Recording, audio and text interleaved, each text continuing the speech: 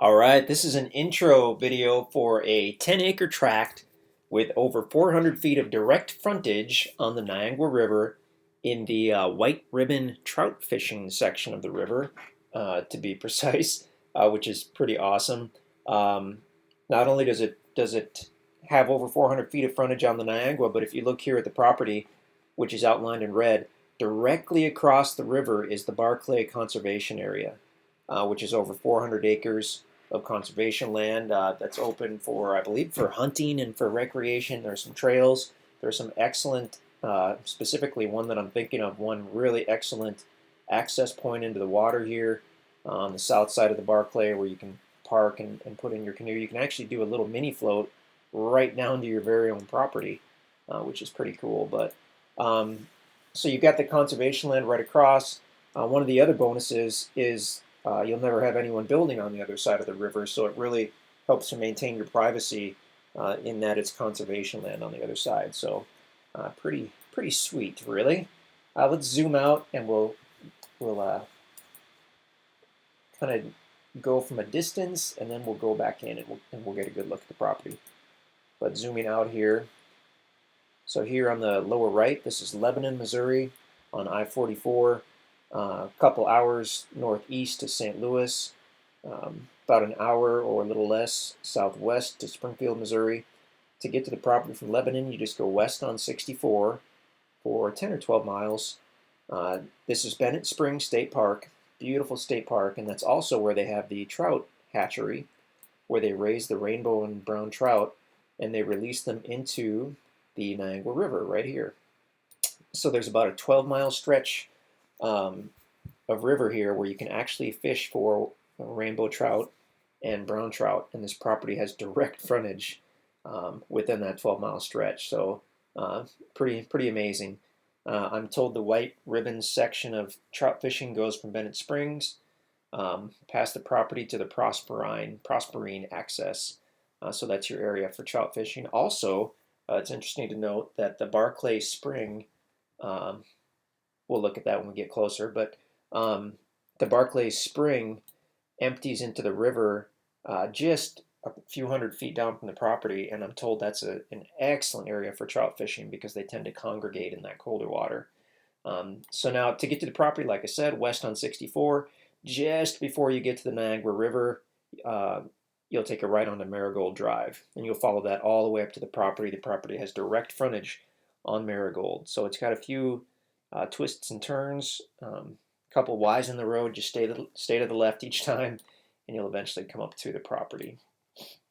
Okay, whoops, I don't know what happened there. All right, let's zoom it in and take a look at this. Go back to the Google Maps. So this is the MapRight program that we're using.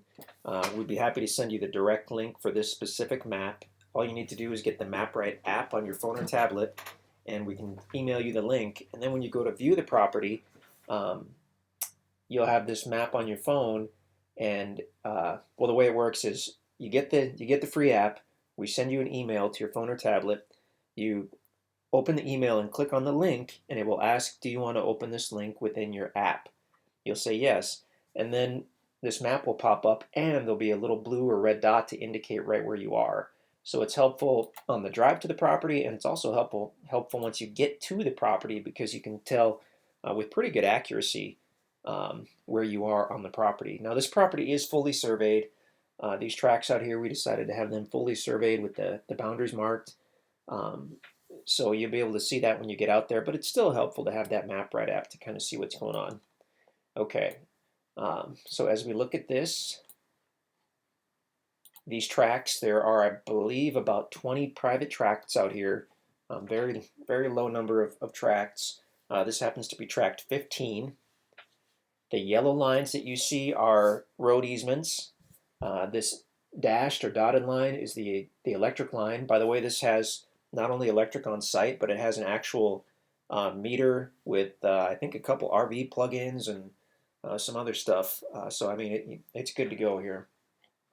So if we look at the east side of the property, it's got direct frontage on Marigold, 184 feet of direct frontage, but there's no driveway in. So the best way to access the property itself is to go a few hundred feet further on Marigold, take a left, and take this gravel road down to this open meadow, and you can actually drive right to the open meadow area on this property.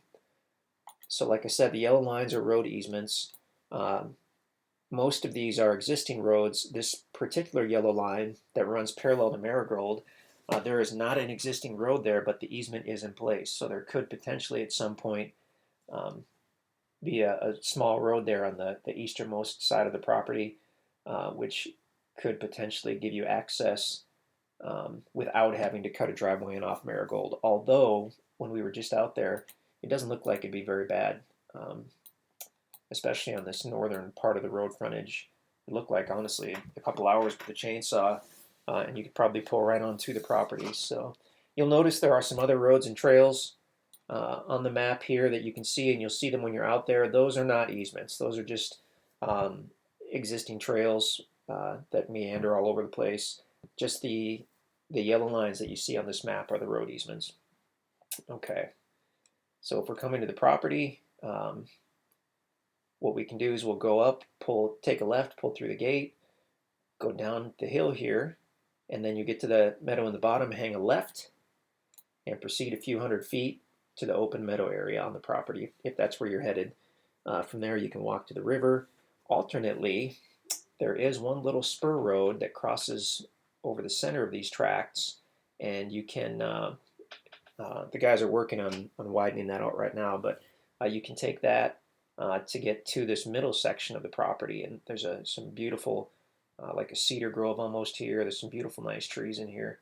I mean, you really almost just have to come and see this in person. There is so much opportunity on this property as far as building sites and what you may want to do on here. If you wanted views of the river valley, well, let's do this. Let's go to Topo Map.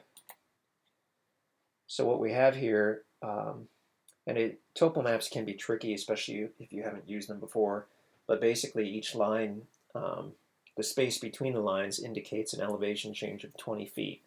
So where you see every fifth line is a darker line. So all these darker lines are indicating is kind of a way to track the elevation. Every fifth line is a darker line. Excuse me. So what we've got is over here, it's basically the highest on this east side, this southeast side. This area right here is more or less flat. And then as you move to the west, it starts to slope down fairly gradually. Slope, slope, slope down.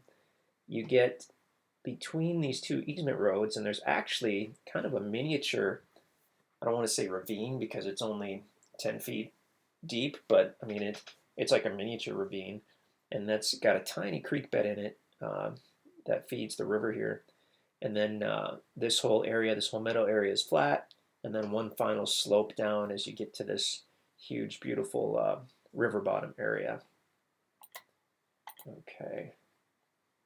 So that's what I mean when I say you have a lot of different options. If you were more into a great view and being close to the county road, you could build up here toward the east side.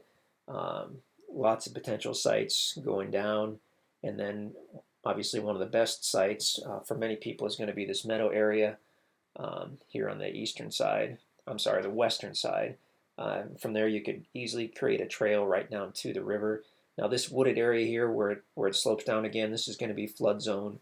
So it's certainly not advisable to build there, especially when you have this meadow up here, which I believe is out of the flood zone. We'll check that in a minute with the flood map. Now, you're going to have some setbacks from the shared roads and minor setbacks from the edges, but you'll still have a buildable area in this meadow for sure. These little things you see here, I imagine are logs. Often the aerials are a year or two old. So this is showing that toward the tail end of when it was being logged, I imagine. Bark Lake Conservation Area right there. So let's do the flood map layer. Whoop. So we're on the full version of MapRight, and I believe if you pay the monthly fee, then you can do all the stuff that we're doing, but it's really not totally necessary. So FEMA floodplain, there we go. So that's one of the most beautiful things about this tract in particular is that this open meadow area, you're very close to the water, but this shows that you're out of the flood zone. So you can talk to your bank about that. They might have a different flood map that they use. I don't know. This one is labeled FEMA floodplain, so it seems pretty official. But you know, always do your own due diligence if you'd like to. So you've got the not only do you have the access to it, but you've got the electric right here with the pole and the meter and the RV plugins and the all the good stuff. So I mean, seldom have we ever had a property this ready to go. I don't think we've ever had a river property this ready to go. Okay, flip to topo. We'll turn off that floodplain. So here's the actual Barclay Spring comes out of the ground here. But as you see, it runs northerly and it empties into the Niangua River just a few hundred feet down from the property. And that's where I've been told the trout just love it because they like that cooler water from the spring there. Okay, man, I could just go on and on forever with this property. This is a pretty amazing tract. But I think we've got to cut it short somewhere here. But yeah, I mean, super special area. That's why you'll see these campgrounds and canoers. Here's Maggards here. Here's One-Eyed Willie's here. Ho Hum Canoe and Campground here. NRO Resort is a big one nearby, and they've got some kind of deal going on here. So, I mean, you got a lot of energy in the area in the summertime, but you're right across from the conservation area. So, in the evenings when people are kind of having fun and making noise down the river a little bit, you're kind of insulated from that over here. So, pretty cool. I mean, this turns into just a happening stretch of water in the summer. Super, super popular. This, even without the trout fishing, this is insanely popular. But when you throw that in, this is pretty much as good as it gets in our mind. Pretty rare to be able to ever have a tract like this. So check out the website at InstantAcres.com to see if the property is still available. Like I said, we have a super limited number of these. We do not have another project like this coming up. It took us 15 years to find this one. So we're awfully excited about it. If you have any questions, let us know. You can call us in the office or you can email us at sales@instantacres.com. This tract would be RN15 if you want to get specific when you email or call us. But what you can do is just, like I said, go to the website, InstantAcres.com, and you'll see what's available. We look forward to speaking with you.